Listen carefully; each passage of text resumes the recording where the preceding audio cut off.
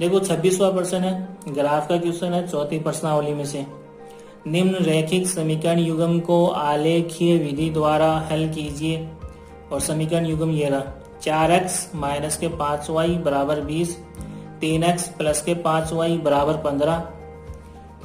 आगे देखो क्या कह रहा है, इसकी सहायता से यानी समीकरण युग्म के हल की सहायता से m का मान ज्ञात कीजिए, जबकि 4x प्लस 3y बराबर m है। तो पहली समीकरण देखो क्या थी, 4x माइनस के 5y बराबर 20। तो इस समीकरण की सहायता से मुझे क्या करना है, सूत्र बनाना है। तो सूत्र चाहे x का बनाओ या y का बनाओ, मैंने यहाँ पे किसका बनाया है, x का सूत्र बनाया है। और बनाने का नियम क्या है, बराबर की जगह बराबर आ गया, राइट साइड में जो भी संख्या आ रही है वो सेम टू सेम आएगी, 20 का 20 आ गया। लेफ्ट में दो पद है, तो अगर x का सूत्र बना रहा हूं तो बच गया कौन, माइनस के 5y। इसका मैं पक्षांतरण करूंगा तो क्या हो जाएगा, प्लस के 5y हो जाएगा। और x के साथ क्या हो रहा है, 4 गुणा, इसका पक्षांतरण करूंगा तो ये गुणा इधर आके क्या हो जाएगा, राइट साइड में आके बट्टा में चला जाएगा। और लेफ्ट में क्या बचा, x। तो सूत्र क्या बना, x बराबर 20 प्लस 5y बटा 4। इसको समीकरण 1 दे दो। अब समीकरण 1 में y का मान रखो, इच्छा अनुसार मान रख सकते हैं। तो मुझे क्या मिलेगा, x का मान मिलेगा। तो मैं पहले क्या रख रहा हूँ, y बराबर 0 रखने पर, समीकरण 1 में y बराबर 0 रखने पर रखो। तो देखो सब कुछ सेम रहेगा, x की जगह x रहेगा, बराबर की जगह बराबर रहेगा, 20 की जगह 20 रहेगा, प्लस की जगह प्लस रहेगा, 5 की जगह 5 आ जाएगा। y का मान मुझे क्या रखना है, 0। तो गुणा y की जगह क्या रखना है, 0। गुणा लगा दो या ब्रैकेट में लिख दो, बटा 4। अगले स्टेप में देखो 20 की जगह 20 आ गया, 5 को 0 से गुणा करेंगे तो कितना आएगा, प्लस 0 आ रहा है, बटा में कितना है 4। 20 में 0 जोड़ेंगे तो कितना आ रहा है, 20 प्लस 0 यानी 20, बटा में कितना है 4। 20 में 4 का भाग देंगे तो कितना आ रहा है 5। और लेफ्ट में क्या चल रहा है, x। तो ये x का पहला मान हो गया, y बराबर 0 रखने पर x बराबर 5 आ गया। अब देखो इसी समीकरण 1 में y बराबर 4 रखने पर, तो ग्राफ बनाने के लिए मुझे कम से कम 2 मान चाहिए, ठीक है। तो दूसरा मान देखो, y बराबर 4 रखने पर, समीकरण 1 में y बराबर 4 रखने पर तो सब कुछ सेम रहेगा। x की जगह x आ गया, बराबर की जगह बराबर आ गया, 20 की जगह 20 आ गया, प्लस की जगह प्लस आ गया, 5 की जगह 5 आ गया, गुणा y की जगह क्या रख रहा हूं मैं, 4। तो y की जगह कितना आ गया 4, बटा में कितना है 4। अगला स्टेप देखो, 5 को 4 से गुणा करूंगा 20, प्लस की जगह प्लस, 20 सेम टू सेम, बटा में कितना है 4। 20 प्लस 20 कितने हो गए 40, ठीक है, बट्टा में कितना है 4। 40 में 4 का भाग दूंगा कितना आएगा 10। ये x का दूसरा मान आ गया। जब y बराबर 4 रख रहे हैं तो x बराबर कितना आ रहा है 10 आ रहा है। सारणी बना लो। तो ये समीकरण थी 4x माइनस 5y बराबर 20। इस समीकरण से सारणी क्या आ रही है, y बराबर 0 रखने पर x बराबर 5 आ रहा है और y बराबर 4 रखने पर x बराबर कितना आ रहा है 10 आ रहा है, ठीक है। ये पहली समीकरण की सारणी हो गई। अब दूसरी समीकरण की बात करते हैं। ये रही दूसरी समीकरण, 3x प्लस के 5y बराबर 15। लिख लो यहाँ पे 3x प्लस के 5y बराबर 15। सूत्र बना लो, चाहो तो x का सूत्र बना सकते हो और चाहो तो y का सूत्र भी बना सकते हो। मैंने किसका बनाया है, x का बनाया। तो नियम क्या है, बराबर की जगह बराबर, 15 की जगह 15 आ गया। लेफ्ट साइड में कितने पद है, 2 पद है। तो x का तो मुझे सूत्र बनाना है तो इसको छोड़ दो, बचा क्या प्लस के 5y। और अगर इसका मैं पक्षांतरण करूंगा तो ये क्या हो जाएगा माइनस के 5y हो जाएगा। और बट्टा में क्या आएगा, x के साथ 3 गुणा हो रहा है, पक्षांतरण करने के बाद में ये क्या हो गया बट्टा में आ गया। तो सूत्र क्या बना, x बराबर 15 माइनस 5y बट्टा 3। ये समीकरण कितनी हो गई 2। समीकरण 2 में y बराबर क्या रखने पर 0 रखने पर, समीकरण 2 में y बराबर 0 रखने पर तो सब कुछ सेम रहेगा। x की जगह x आ गया, बराबर की जगह बराबर आ गया, 15 की जगह 15, माइनस की जगह माइनस, 5 की जगह 5, गुणा y की जगह कितना रखना है, बस 0 रखना है, बाकी सब सेम है। बट्टा में कितना है 3। अगला स्टेप देखो, 15 की जगह 15 माइनस की जगह -5 को 0 से गुणा करेंगे, 0 आएगा बटा 3। 15 में से 0 घटाएंगे, कितना बचेगा 15 बटा 3। 15 में 3 का भाग दूंगा तो कितना आएगा 5 आएगा।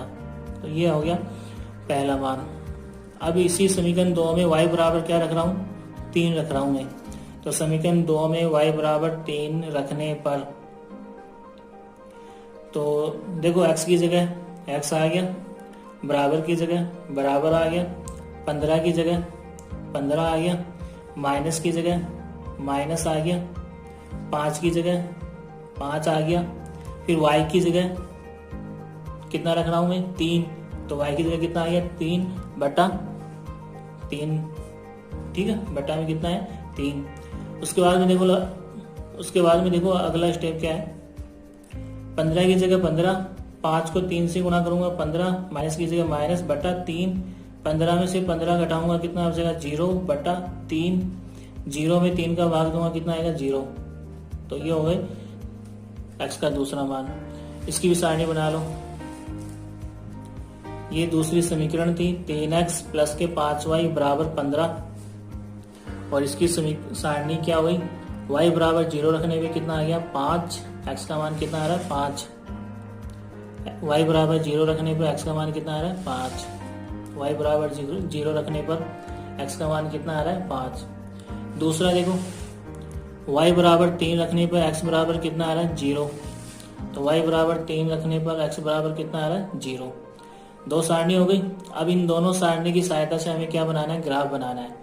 तो ग्राफ पेपर में बनाना होता है, मेरे पास नहीं है तो मैं कॉपी में यही बना रहा हूँ। देखो सबसे पहले हमें क्या करना है, x एक्सिस और y एक्सिस खींचना है, जो मैं खींच चुका हूँ।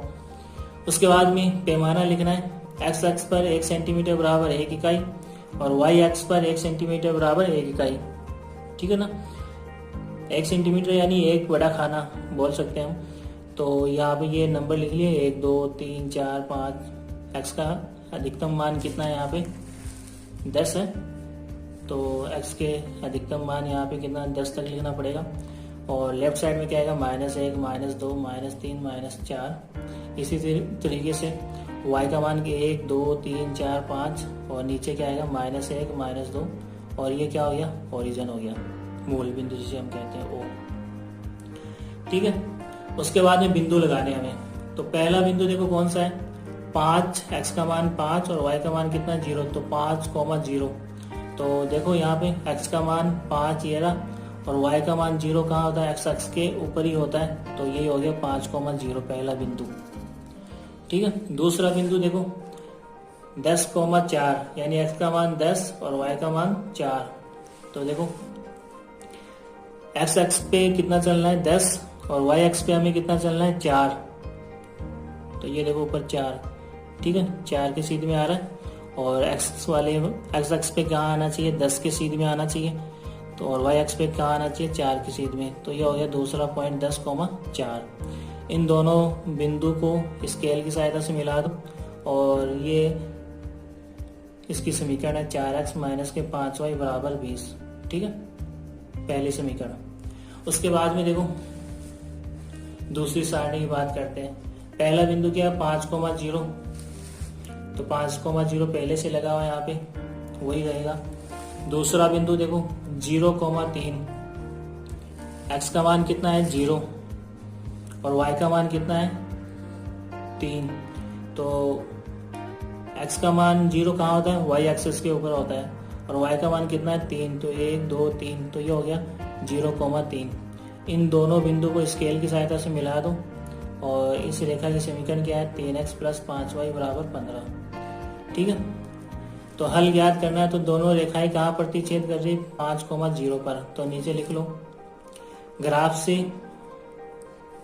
स्पष्ट है कि दोनों रेखाएं बिंदु 5, 0 पर प्रतिच्छेद करती है, अतः x बराबर 5 व y बराबर 0 दी गई रेखा युग्म का अभिष्ट हल है, ठीक है। ये हल हो गया हमारा x बराबर 5 और y बराबर 0। अब हमें क्या करना है, m का मान ज्ञात करना है। तो समीकरण क्या थी 4x प्लस 3y बराबर m, वो लिख लो यहाँ पर 4x प्लस 3y बराबर m। अब इस समीकरण में मान रख दो 4, x का मान कितना रखना है 5, तो 4 गुणा 5 प्लस 3, y की जगह कितना रखना है 0 बराबर m। 4 को 5 से गुणा करूंगा 20, 3 को 0 से गुणा करूंगा कितना आएगा 0 बराबर m। 20 में 0 जोड़ूंगा तो कितना आएगा 20 बराबर m। तो m का मान कितना आएगा 20 आएगा। तो इस समीकरण युग्म का हल कितना आया, x बराबर 5 और y बराबर 0 और m का मान कितना आ गया 20, और ये हमारा आंसर है। ठीक है।